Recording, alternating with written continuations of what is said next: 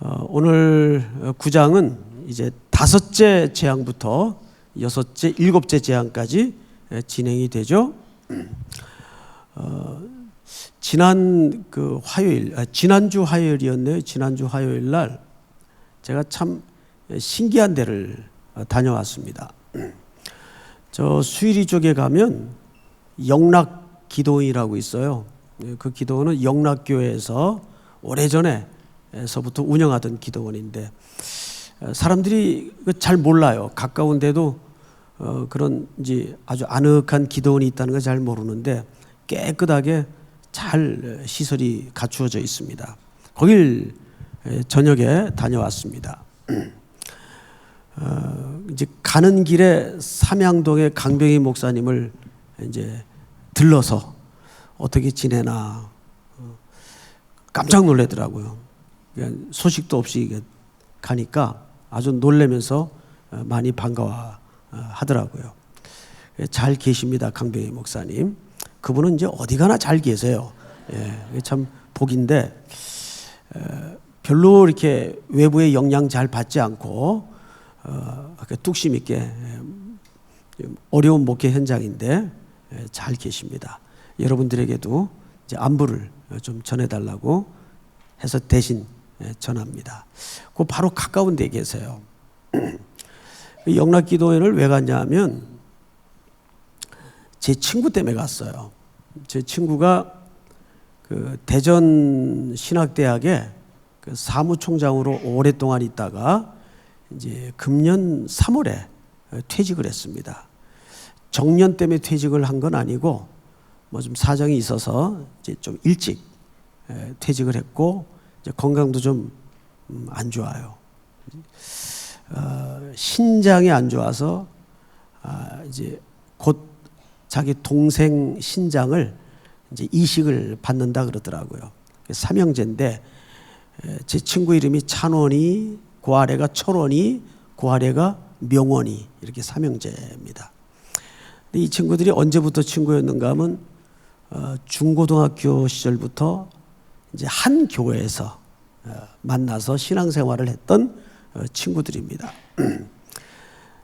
근데 그 어머니가 전도사님이세요. 오인숙 전도사님이라고 사역을 아주 오래 하셨죠. 아주 일찍 혼자 되셔서 세 아들을 참 잘 키우셨습니다. 참 어렵게 생활을 했는데도 세 아들이 지금까지 잘 신앙생활을 하고 있습니다. 막내는 그 원래 고향교회 삼선동에 있는 고향교회를 지금도 장로로 지키고 있어요. 그리고 이제 둘째는 대전에 살고 이제 첫째도 대전에 사는데 첫째는 이제 저하고 친구가 되죠. 사실 저희가 개인적으로 오랫동안 신앙생활을 중단하고 방황하다가 이 친구의 할머니 때문에 교회를 다시 나가기 시작했어요. 요즘 사연이 있습니다.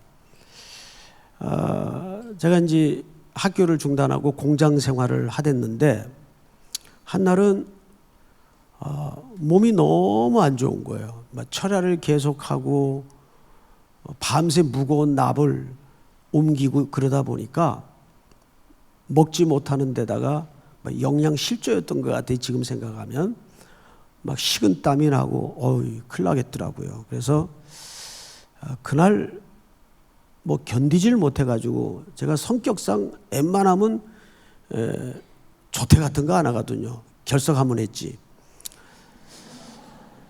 근데 그날은 뭐 못 견디겠어요. 그래서 이제 공장장님한테 좀 일찍 좀 퇴근해도 되겠습니까? 그랬더니 너 얼굴 보니까 일 나겠다. 빨리 들어가라. 그래가지고 조퇴를 하고 이제 그때 그 공장이 요 만리동 거기에 있었어요. 가끔 거길 넘어가는데 공장은 이제 흔적이 없죠. 지금 아파트가 다 들어서서 무슨 정신으로 버스를 타고 삼성교까지 도착을 했나 모르겠어요. 그리고 이제 교회가 산비탈이 있었습니다. 그리고 교회 대문이 있으면 이렇게 비슷한 산비탈에 교회가 있고 그 맞은편에 옥탑방이 하나 있었어요. 옥탑방. 그 옥탑방에서 이제 식구들이 생활을 이제 하고 있었습니다. 그때는 이제 흩어졌다가 모인 지 얼마 안 될 때예요. 근데 뭐 다들 손가락만 빨고 놀고 있었습니다. 직업이 없이. 저 하나 이제 공장 다니고 있었고. 그러다가 벌벌 기어 올라가다가 제가 그냥 어느 대문 앞 계단에서 기절을 해버렸어요. 나중에 알고 보니까 그게 정신을 차리고 보니까 교회 대문이었어요. 그때는 거기가 교회 대문인지도 몰랐죠. 기절을 해도 교회 앞에서 기절을 하시기 바랍니다. 그래서 도저히 안 되겠다 싶어가지고 사람들 뭐 왔다 갔다 하고 저 창피하기도 하고 막 기름때에 몸은 이제 만신창이가 돼 있는데 교회로 들어갔어요. 아무도 없더라고요. 뭐 그때는 다 예배당을 이렇게 열어놨습니다. 이렇게 잠그고 그런 게 없죠. 훔쳐갈 것도 별로 없고. 이제 본당 안에 들어가서 본당이 조그마한데 맨 의자 뒤에 벌로덩 그냥 혼수 상태로 누웠죠. 좀 누웠다 가야 되겠다 싶어가지고. 근데 얼마나 정신이 없었는지 바로 몇 발자국만 가면 집이 나오는데 거기 갈 힘이 없었던 것 같아요. 의식 속에. 근데 그게 하나님의 섭리였겠죠. 맨 뒤에서 이제 거의 정신을 잃다시피 하고 누워 있는데 부시럭거리고 인기척이 들려요. 그래서 놀래가지고 벌떡 일어나 앉았어요. 그랬더니 사람들이 막 들어오기 시작하더라고요. 보니까 그날이 수요일 예배가 있는 날이에요. 수요 저녁 예배가 다 된 겁니다. 그래서 나가지도 못하고 뭐 어떻게 할 수가 없어서 그냥 구석에 끼어서 앉아 있었어요. 사람들이 들어와서 앉으니까. 그런데 예배가 막 시작이 됐는데 앞줄에 갑자기 고등부 학생들이 하얀 칼라에 푸른 칼라 교복을 입은 남녀 학생들이 그저 뭐 인원이 한 10명 정도 됐나요? 나와서 무슨 헌신 예배인지 특별한 순서인지 잘 모르겠어요. 근데 특송을 하더라고요. 특송. 근데 그때 그 학생들이 했던 특송이 뭐냐면 태산을 넘어 홍곡에 가도입니다. 태산을 넘어 이 찬송 아시죠? 그 찬송을 앞에 서서 하는 거예요. 그래서 그 찬송은 제가 평소에 좋아하는 찬송이 됐어요. 근데 참 제 처지가 한심하기도 하고 부럽기도 하고 그래요. 그러면서 그때는 뭐 신앙이 전혀 없었으니까 어릴 때는 대구 살 때 신앙생활을 했지만 뭐 풍파 속에 교회를 거의 안 나갔습니다. 앉아서 기도인지 푸념인지 소원인지 아리송한 어떤 소원을 어떤 미지의 신께 중얼거렸어요. 그 내용이 뭐였는가 하면 하나님 저도 빨리 복학을 좀 하고 싶은데 복학을 시켜주면 제가 교회를 나가겠습니다. 그러니까 하나님하고 이제 딜을 한 거죠. 그럴 수 있잖아요. 신앙이 없을 때는. 다 또 그런저런 사연 비슷하게 신앙에 입문을 하는 분들이 참 많아요. 주변에 보면. 나는 그런 신앙이 그렇게 뭐 수준을 논할 문제는 아니라고 봅니다. 어쨌든 하나님께서 우리를 부르시는 방식은 매우 다양할 테니까. 그리고 이제 예배가 끝나고 저는 몇 발자국 안 되는 그 집에 들어갔어요. 근데 한날은 교회에서 누가 찾아왔대요. 근데 이제 등이 이렇게 곱은 할머님인데 이제 그분이 권사님이신데 방금 말씀드린 제 친구의 할머니예요. 김효순 권사님이라고. 그러니까 그 어머니 오인숙 전도사님의 어머니가 되죠. 그 권사님이 저희 집 식구들을 매주 와서 데려가는 거예요. 교회로. 멀지도 않는데 안 나오니까. 아주 끈질기게 오셨어요. 근데 그 할머님 음성이 굉장히 카랑카랑하고 단호하고, 왜 그 기도 영빨 센 권사님들의 그 음성, 그 대충 아시겠죠? 이렇게 살면 안 됩니다. 이북분인데, 근데 그 말이 능력이 있으시더라고요. 누우면 그 권사님 쟁쟁한 소리가 들리는 거예요. 누우면. 그러니까 전도는, 선교는 일관되고 지속적이고 꾸준해야 돼요. 신천지가 아무리 날고 뛰어도 일관되게 꾸준히 진리를 가지고 들이대면 돌아오게 돼 있어요. 벌써 2명이 돌아왔어요. 우리 교회 잡아먹으려고 진쳤던 그 신천지들이 우리 교회 교육자님들의 한 2년에 가까운 끈질긴 복음 전파와 설득 끝에 지금 2명이 실질적으로 개종을 했어요. 그분들 제가 이름은 바뀔 수 없지만 그 얼마나 큰 결실입니까? 그런데도 뭐 아멘 소리도 안 하고, 나는 그 보고를 듣고 너무너무 감격했어요. 야, 복음은 정말 능력이 있구나. 근데 그 권사님이 끈질겼어요. 그래서 그때부터 제가 교회를 나가기 시작했어요. 다시. 그러면서 학교도 복학을 하게 됐어요. 또 아무것도 없이 놀던 어머님도 우연히 길거리에서 친구를 만나가지고, 그 친구가 누구냐면 이북에서 같이 한 동네 살던 친구인데, 신촌시장에서 옷가게를 2개를 운영을 했는데 마침 종업원을 구하고 있었대요. 너 애들 데리고 이러고 있으면 어떡하니? 그래가지고 그 가게 어머님이 취직이 된 거예요. 그렇게 열리기 시작하더라고요. 이게 처음 예수 막 불 붙여가지고 믿게 할 때는 하나님께서 가끔 그렇게 미끼를 주세요. 빠져나가지 못하도록. 복학이 되죠. 어머니 갑자기 일 생기죠. 그러니까 이제 교회를 열심히 다니기 시작했죠. 그때는 전부 중고등학생들이 교복을 다 입었잖아요. 그래서 이 교복 안 입고 사복 입는 게 늘 소원이었어요. 학교 다닐 때. 그래서 주일날에는 학생들이 다 사복을 입고 나왔어요. 교회. 그게 아주 큰 즐거움이었거든요. 사복 입고 서로 만나는 거예요.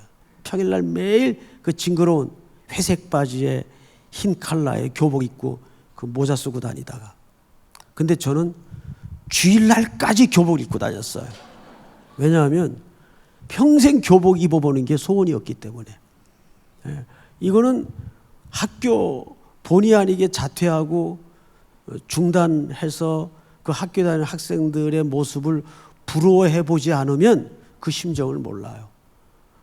이 교복을 입고 이렇게 어른 예배, 그것도 나이가 이제 먹어서 다니니까 뭐 고등부 가봐야 다 동생들이니까 이건 서로 이제 연령도 다르고 해서 이제 어른 예배를 꾸준히 다니기 시작해서, 그러니까 교복 입은, 그것도 사복도 아니고 교복 입은 학생이 얼굴은 굉장히 노숙해 보이는데, 그때는 제가 이렇게 사복만 입으면 다 대학생인 줄 알았어요. 얼굴이 굉장히 노안이었어요. 그러니까 한 26 이렇게 봤어요. 근데 저는 갈수록 동안이 됐어요. 갈수록. 지금은 거의 초딩처럼 보이잖아요. 철이 안 들어가지고. 그게 이제 예배를 마치고 나가는데 전도사님이, 박진국 전도사님이라고, 지금 여기 칼빈 신학교 지금 학장으로 계신 분이에요. 그분이 저를 잡으세요. 그 잠깐 보고 가라고. 그 학생은 왜 교복 입고 고등학생 같은데 어른 예배에 참석하냐고. 그래서 제가 좀 사정이 있습니다. 무슨 사정이냐요. 그래서 좀 얘기를 했어요. 그랬더니 이분이 그래도 고등부를 나오라는 거예요. 그래도 아주 집요한 분이, 이분도. 그래가지고 억지로 이제 나이 먹어가지고 고등부에 다니기 시작한 겁니다. 그런데 하나님이 미끼를 이렇게 확 한꺼번에 주는 게 아니라 그때는 다 학생회에서 이 투표를 했어요. 총무회장을. 근데 제가 얼마 안 돼가지고 투표를 했는데 총무가 된 거예요. 그러니까 이제 더 빠져나갈 수가 없는 거죠. 그래서 이제 본격적으로 신앙생활이 시작이 되고 고3 때 저는 소명을 받게 된 거죠. 왜냐하면 어차피 저는 이제 대학을 안 가려고 작정을 하고 빨리 학교 마치고 장사해서 어머니 고생하는 거 좀 덜어드린다는 장남다운 생각 때문에 저는 아예 대학을 안 가려고 그랬어요. 그러니까 대학 준비도 안 했고, 그러니까 이제 여름 되면 수련회를 하잖아요, 교회에서. 그러면 그때도 수련회 때 고3들 따라가는 경우는 없었어요. 다 고2까지. 고3들은 그저 가야 하루 정도 참석했다가 불이 나게 이제 저녁이면 돌아오고 그런 이제 패턴이었습니다. 근데 이제 첫날부터 끝날까지 참석한 고등학생 3학년짜리가 둘이가 있었어요. 하나는 저예요. 저는 어차피 대학 안 갈 거니까 여름에 더운데 뭐 하겠어요. 수련회 따라간 거예요. 또 하나가 누구냐면 담임 목사님 아들이에요. 얘는 숙명적으로 와야 돼.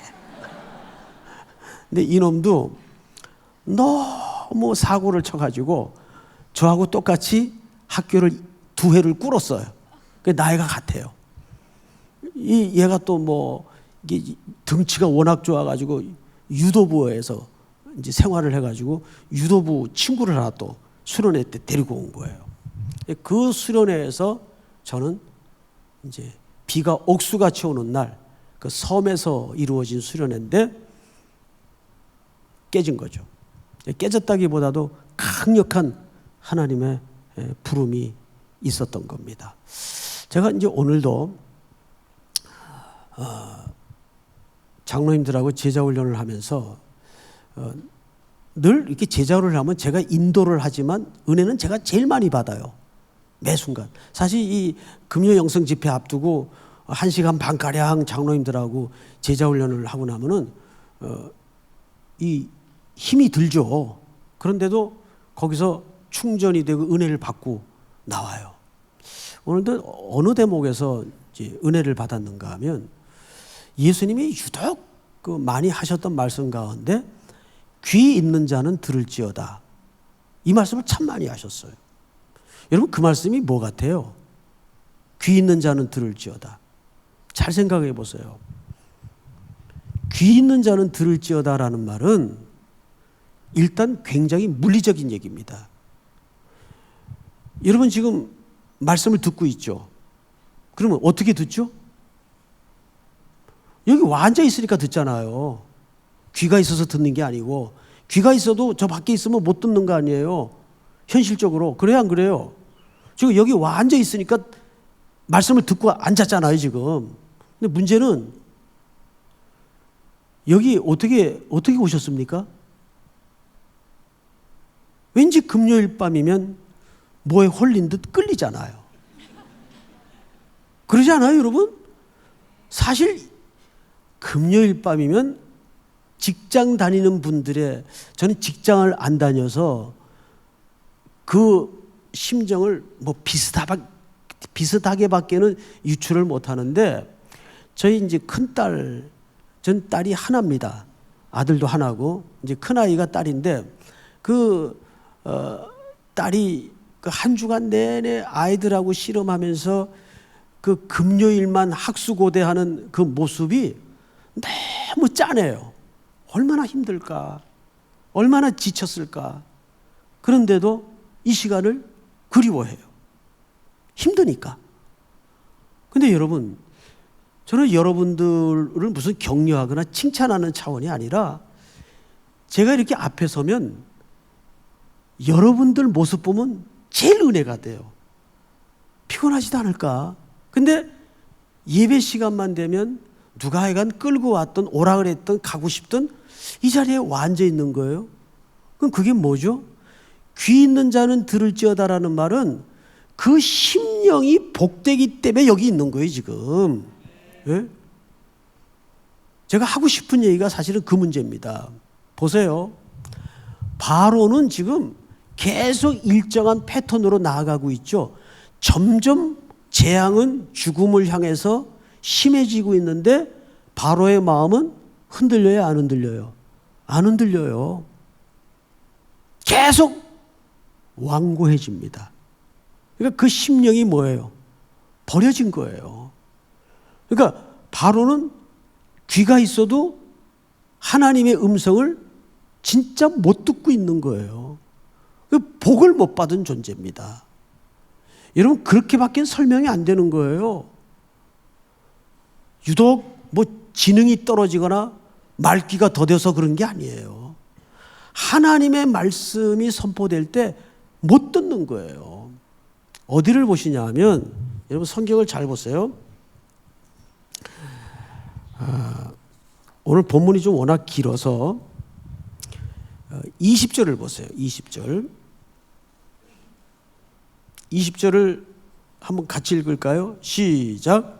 바로의 신하 중에 여호와의 말씀을 두려워하는 자들은 그 종들과 가축을 집으로 피하여 들였으나 여호와의 말씀을 마음에 두지 아니하는 사람은 그의 종들과 가축을 들에 그대로 두었더라. 지금 우박이 쏟아진다고 하나님께서 경고를 했어요. 예? 그런데도 애굽 사람들 가운데는 하나님의 말씀을 들을 수 있는 귀가 있어서 모든 가축들을 집안에 들이는 대비를 했다고요. 그런데 개 중에는 여호와의 말씀을 마음에 두지 아니하는 사람은 그의 종들과 가축을 들에 그대로 두었습니다. 어떻게 됐어요? 22절 다 같이 읽습니다. 시작. 여호와께서 모세에게 이르시되 너는 하늘을 향하여 손을 들어 애굽 전국의 우박이 애굽 땅의 사람과 짐승과 밭의 모든 채소에 내리게 하라. 모세가 하늘을 향하여 지팡이를 들매 여호와께서 우레소리와 우박을 보내시고 불을 내려 땅에 달리게 하시니라. 여호와께서 우박을 애굽 땅에 내리심에. 우리 24절 다 같이 시작. 우박이 내림과 불덩이가 우박에 섞여 내림이 심히 맹렬하니 나라가 생긴 그때로부터 애굽 온 땅에는 그와 같은 일이 없었더라. 우박이 막 불덩이가 섞여져서 쏟아진 겁니다. 머리통만한 우박이. 그러니까 다 죽은 거예요. 거반 다 죽은 거예요. 그 말을 귀로 듣지 않은 사람들은. 이거는 논리적으로 설명도 할 수 없고 설득도 할 수 없는 문제인데, 가만히 이제 어르신들 지금 이 시간까지 신앙생활을 아주 정하게 반듯하게 해오신 분들 그 지난 인생의 뒤안길을 이렇게 뒤져보면 공통점이 하나 있어요, 여러분. 다 말씀에 대해서 허기를 갖고 있었어요. 청년 시절부터. 그래서 어디 부흥회한다 그러면 전봇대 붙어있는 포스터 보고 쫓아가고 은혜 받고 싶어서. 그게 무슨 귀가 있는 사람이에요? 들을 귀가 있는 사람이에요.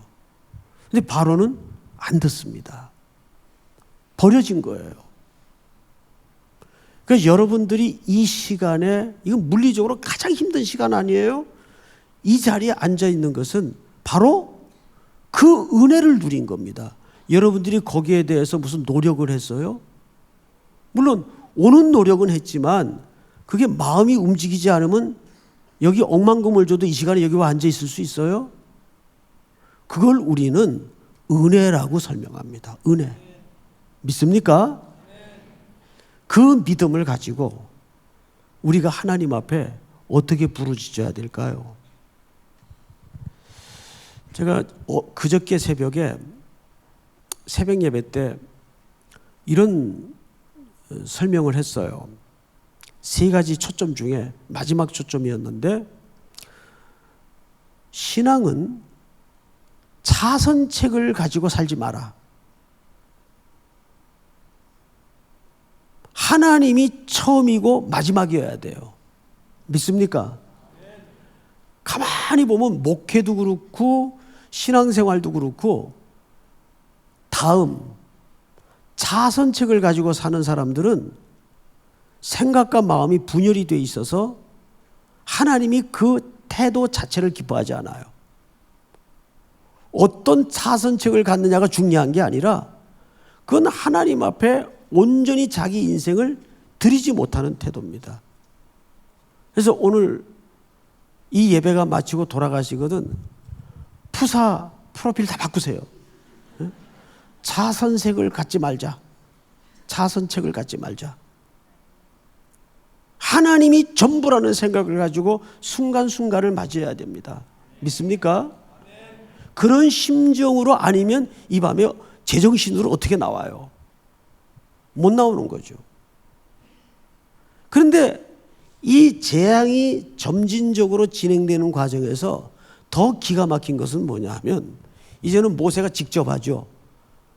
지금까지는 누굴 시켰죠 대신? 아론을 시켰어요.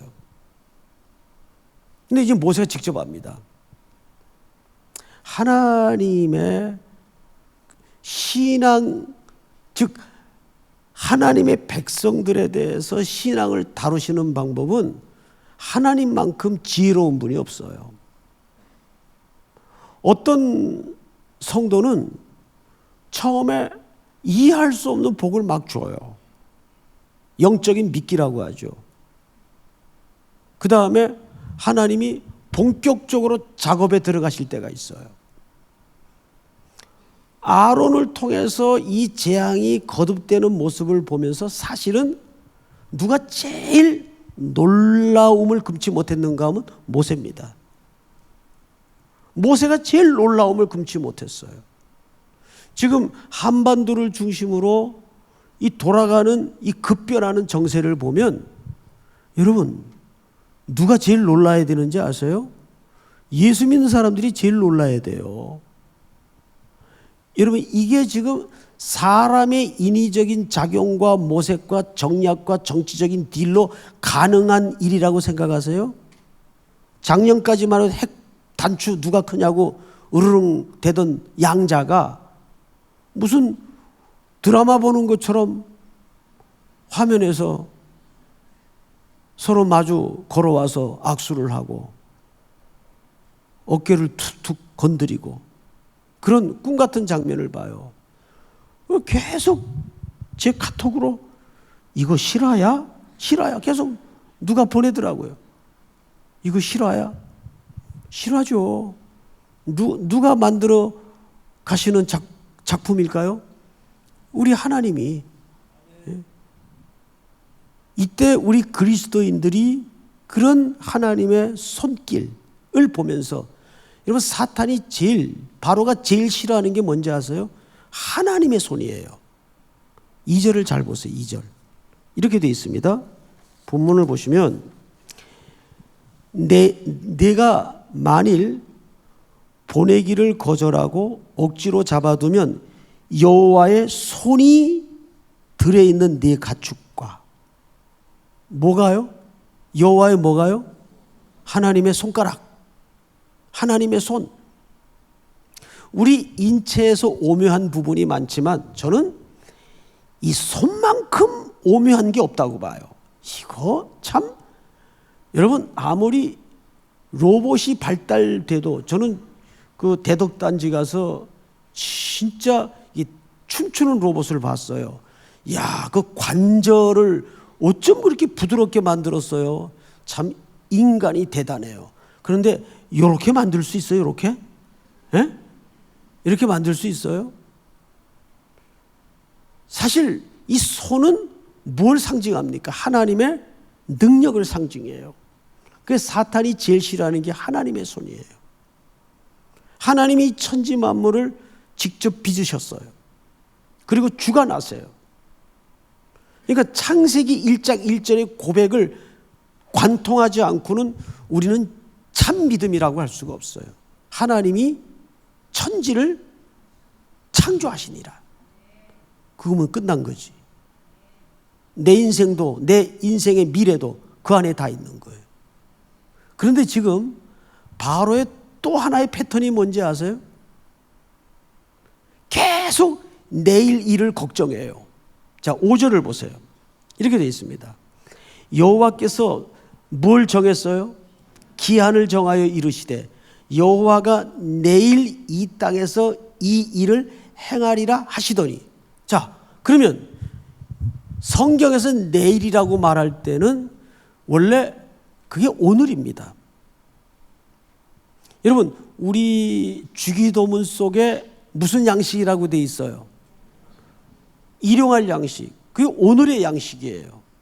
그런데 히브리 시제는 원래 같아요. 오늘도 오늘이고 내일도 오늘이에요. 그걸 어디서 개념을 추출했는가 하면 출애굽기에 보면 딱 한 번 내일의 양식이 내리죠. 언제 내립니까?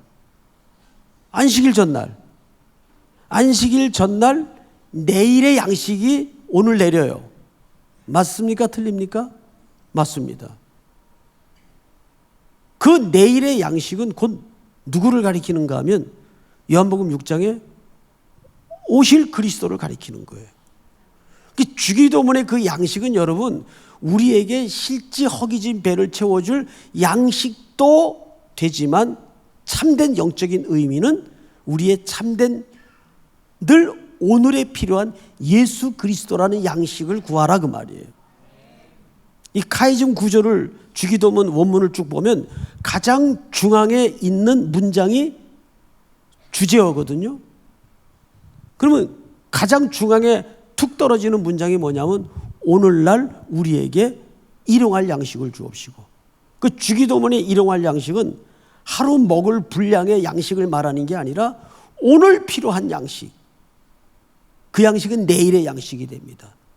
그런데 바로는 계속 하나님께서 내일을 뭐하게 합니까?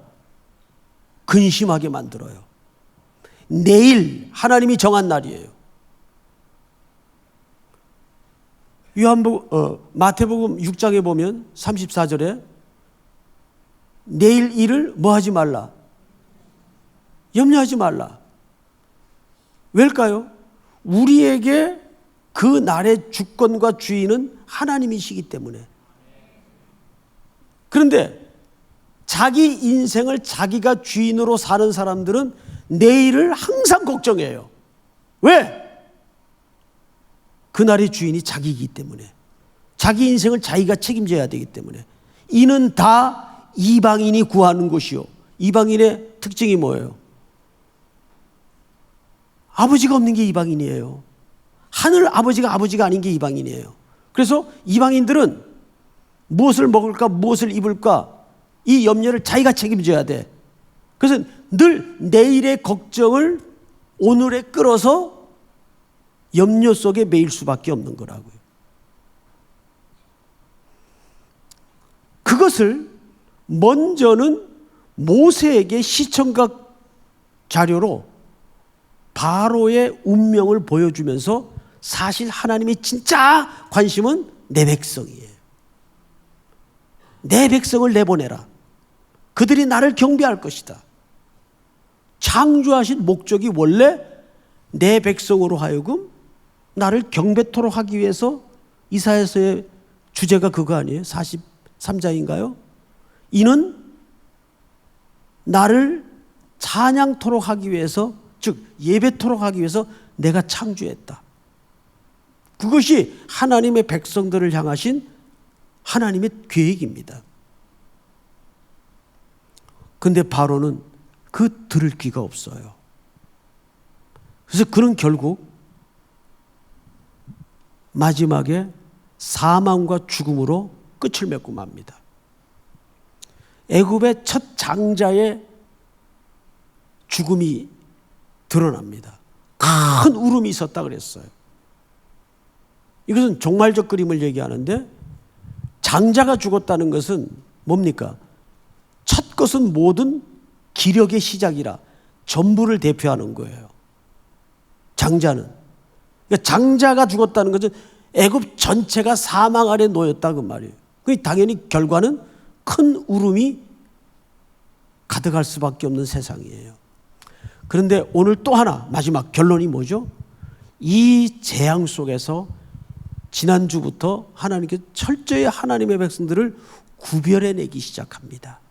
재앙으로부터 구별해내시고 심판으로부터 구별해내시고 마지막에는 죽음으로부터 구별해내세요. 그래서 교회라는 이름 자체가 에클레시아, 불러냄을 입은 자예요. 구별되어진 자예요. 그래서 우리를 나실인이라고 하죠. 그러니까 나실인이라는 민수기 6장의 말은 또 사사기에 나오는 그 나실인들은 무슨 뜻인가 하면 그게 수동태입니다. 구별된이 아니라 구별한이 아니라 구별되어진입니다. 그건 우리의 공로나 의지가 없어요. 철저히 하나님께서 우리를 죽음과 심판과 재앙으로부터 우리를 불러내시고 구별하신 겁니다. 그 연습을 우리는 예배 때마다 하는 거예요. 세속으로 들어가서 하나님의 교회가 되어 살지만 또 정한 날 정한 시간이 되면 구별되어지는 연습을 하는 거예요. 믿습니까? 오늘 이 밤에도 그런 하나님을 아버지로 목청껏 고백하면서 여러분들이 붙들고 나온 오랜 수건의 기도라든지 또 우리가 감당해야 될 교회 공동체적인 국가적인 모든 과제를 이 공간에다가 풀어놓고 십자가 밑에 풀어놓고 주님 앞에 간절히 부르짖다가 승리하는 밤이 될 수 있기를 주의 이름으로 축원하고 축복합니다. 우리 찬양 하나 하겠습니다. 주는 완전합니다.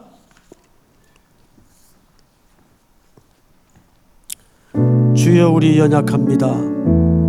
우린 오늘을 힘겨워합니다. 주여 우린 연약합니다.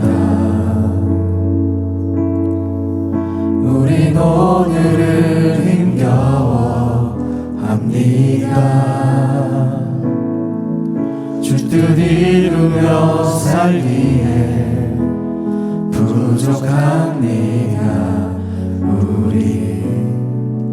우린 연약합니다.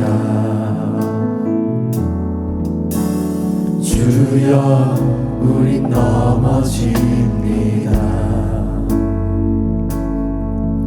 오늘 하루 또 실수합니다. 주의 긍휼을 구하는 죄인입니다. 우린 주만 바라봅니다. 주만 바라봅니다.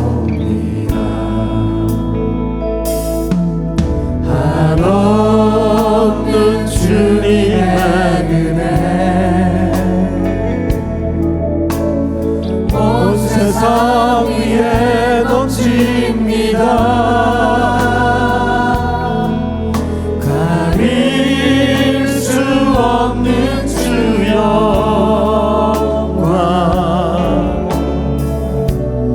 온 땅 위에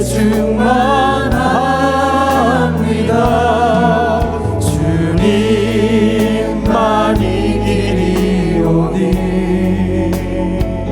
우린 그 길 따라갑니다. 우리 그 길 따라갑니다.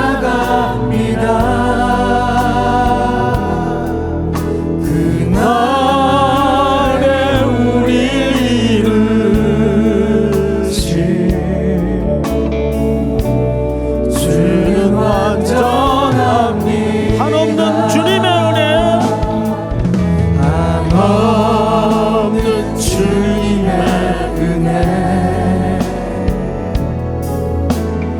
온 세상 위에 넘칩니다. 가릴 수 없는 주여 온 땅 위에 충만합니다. 온 땅 위에 충만합니다. 주님만 이기리오니 우리 그 길 따라갑니다. 그날에 우릴 이루신 주는 완전합니다. 주는 완전합니다. 한번 그대로 눈을 감으십시다. 기도라는 것은 가장 가난해지는 연습입니다. 믿습니까? 가장 공고해지는 연습입니다. 가장 허기를 확인하는 연습입니다. 우리는 가난하지 않으면, 곤고하지 않으면 주님 앞에 나올 수가 없는 무능력자들입니다. 내가 어떤 상황 속에서도 하나님 앞에 이렇게 엎드려진다는 것은 여러분들이 가난하게 된다는 뜻입니다. 심령이 가난한 자는 복이 있나니. 그 약속을 믿으십니까? 이 시간 우리의 마음을 전부 십자가 보혈에 씻어내고 비워내고 가난해지십시다. 낮아지십시다. 어느새 스물스물 내 안에 밀고 들어오는 공로주의, 율법주의, 보상심리, 이것이 우리 신앙을 병들게 만들고 맙니다. 주 나를 박대하시면 나 어디 가리까? 천부여 의지 없어서 오늘도 손들고 옵니다. 내 마음을 비워내게 하시고 십자가의 보혈로 씻어주시고 오늘도 곤고하고 너덜너덜한 이 심령을 주께서 어루만져 주시고 하나님의 은혜로 영광으로 부욕해 되는 밤이 될 수 있도록 인도해 주시옵소서. 찬양의 고백처럼 가릴 수 없는 영광, 가릴 수 없는 은혜가 내 인생, 내 영혼을 덮는 경험이 이루어지도록 복을 허락해 주시옵소서. 내 영혼 속에 들을 귀를 허락해 주시옵소서. 내 안에 모든 세상의 번민과 고민과 염려로부터 내려놓게 하시고 내 날은 나의 것이 아니라 주의 것임을 믿습니다. 우리 이 시간 다 같이 한번 주여 부른 다음에 오늘 주신 말씀과 또 여러분들이 가지고 나온 기도의 제목을 구구절절히 미주알고주알 모든 사연을 쏟아내어 하나님 앞에 맡길 때 그 문제는 하나님의 것이 됩니다. 맡기지 못하면 여전히 그 문제는 나의 문제가 될 수밖에 없습니다. 나의 문제는 여전히 내 인생을 윽박지르고 내 인생을 병들게 만들고 내 인생을 혼란케 만듭니다. 오 주여, 모든 내 인생의 무거운 짐들을 십자가 밑에 풀어놓기를 원합니다. 내 영혼 속에 충만케 하시고 임재하여 주시옵소서. 마땅히 빌바를 알지 못하고 이 자리에 엎드렸나이다. 기도를 가르쳐 주시옵소서. 우리 한번 주여 주여 주여 부른 다음에 기도합니다. 주여 주여 주여. 사랑하시는 아버지 하나님, 은혜를 진심으로 감사합니다. 오늘도 하나님 앞에